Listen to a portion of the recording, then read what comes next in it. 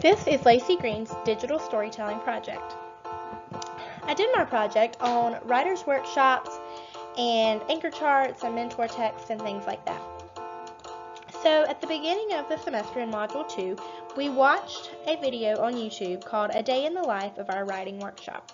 The writing workshop video I thought was very helpful because it talked about how to set up a writer's workshop station. It talked about starting out with a small focus lesson and then using mentor text to get the students started, and then sending them off to write, getting them comfortable and letting them write with friends or writing alone.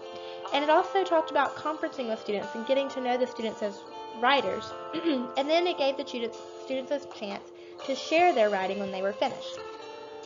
So I also found in the text on the Teaching Writers to Reflect, Chapter 5, page 93, it talked about claiming an identity as a writer.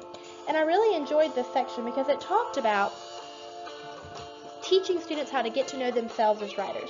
What are their strengths? What are their weaknesses? What do they do well with? What do they not do well with? So I thought that was really helpful.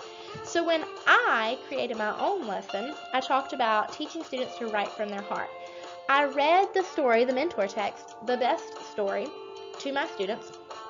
And I had the anchor chart, and it's posted there for you to see, and also my lesson is posted there.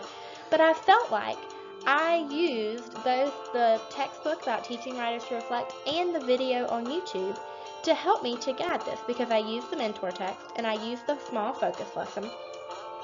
The only thing I didn't do was send the students off to write, and obviously if I were to continue this lesson, I would send them off to write and I would conference with them and share their writing. So this is what I learned over the semester, and I think it was very helpful.